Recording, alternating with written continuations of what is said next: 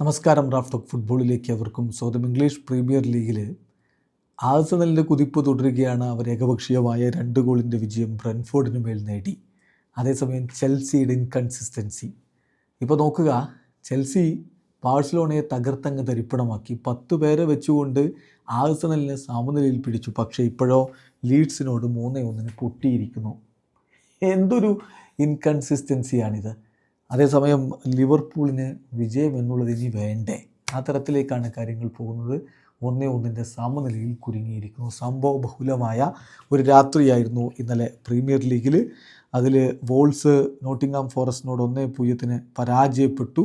അതേസമയം മറ്റൊരു മത്സരത്തിൽ ബ്രൈറ്റണെ 3-4 ആസ്റ്റൺ വില്ല പരാജയപ്പെടുന്ന കാഴ്ചയും നമ്മൾ കണ്ടു. അതേസമയം ആഴ്സണൽ ഒരു തരത്തിലും കാലിടറാതെ അവരുടെ കുതിപ്പ് തുടരുകയാണ്. ഏകപക്ഷീയമായ 2 ഗോളുകൾക്കാണ് അവർ ബ്രെൻഫോർഡിനെ പരാജയപ്പെടുത്തിയത്. മെറീനോ അദ്ദേഹത്തിൻ്റെ മിന്നും ഫോം തുടരുകയാണ്. 11ാമത്തെ മിനിറ്റിൽ അദ്ദേഹമാണ് ആദ്യ ഗോൾ കണ്ടെത്തിയത്. കളിയുടെ അവസാന ഘട്ടത്തിൽ സാക്ക കൂടി ഗോളടിച്ചപ്പോൾ ഏകപക്ഷീയമായ 2 ഗോളിൻ്റെ വിജയവുമായിട്ട് പ്രീമിയർ ലീഗിൽ 14 കളി 33 പോയിൻ്റ് 1-ാം സ്ഥാനത്ത് അങ്ങനെ ആഴ്സണൽ വിരാജിക്കുകയാണ്. അതേസമയം ലീഡ്സ് യുണൈറ്റഡ് ചെൽസിയെ നേരിടുമ്പോൾ നമ്മൾ പ്രതീക്ഷിക്കുന്ന ചെൽസിയുടെ ഒരു വിജയത്തേരോട്ടമാണെങ്കിൽ നേരെ തിരിച്ചാണ് കാര്യങ്ങൾ സംഭവിച്ചിരിക്കുന്നത്. ചെൽസി 3-1 ലീഡ്സ് യുണൈറ്റഡിനോട് പരാജയപ്പെട്ടിരിക്കുന്നു.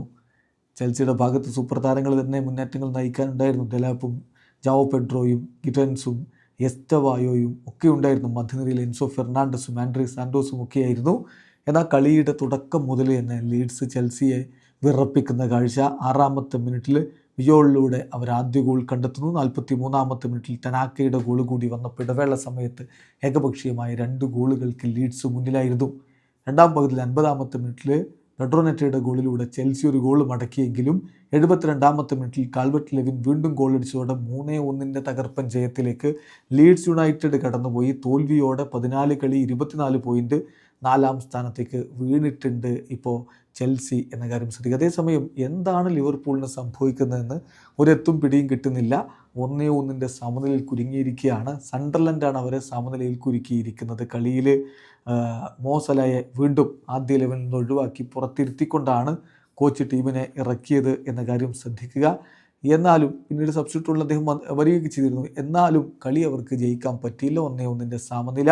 കളിയുടെ 6ാമത്തെ മിനിറ്റിൽ തന്നെ ടൽബിയിലൂടെ സണ്ടർലാൻഡ് ലീഡ് എടുത്തിരുന്നു. എന്നാൽ 81ാമത്തെ മിനിറ്റിൽ ഫ്ലോറിൻ വേർട്സിൻ്റെ ലിവർപൂളിനായിട്ടുള്ള ആദ്യ പ്രീമിയർ ലീഗ് ഗോളെന്നൊക്കെ നമ്മൾ കരുതിയ ആ ഗോൾ അത് പക്ഷേ പിന്നീട് മുക്കീലയുടെ ഓൺ ഗോളായിട്ടാണ് ഒഫീഷ്യലി അത് വന്നത്. ഏതായാലും 1-1 സമനിലയിൽ തോൽക്കാതെ അങ്ങ് ലിവർപൂൾ രക്ഷപ്പെടുകയായിരുന്നു.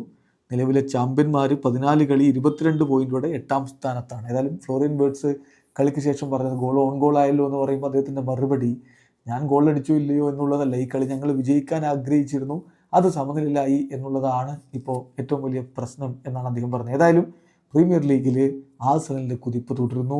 സിറ്റി 14 കളി 28 പോയിൻ്റോടെ 2ാമത് നിൽക്കുന്നു. ആസ്റ്റൺ വില്ല 14 കളി 27 പോയിൻ്റോടെ 3ാമത് നിൽക്കുന്നു.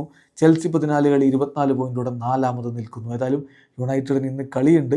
പോസിറ്റീവ് റിസൾട്ട് അവർക്കുണ്ടാക്കാൻ കഴിയുമോ? രാത്രി 1:30 മത്സരത്തിൽ വെസ്റ്റ് ഹാമിനെ നേരിടുമ്പോൾ എന്നുള്ളതാണ് ആരാധകർ ഇനി ഉറ്റുനോക്കുന്നത്. വീഡിയോ അവസാനിക്കുന്ന ഫുട്ബോൾ ലോകത്തെ കൂടുതൽ വിശേഷങ്ങളുമായി റാഫ് ടോക്സിൽ എത്താം.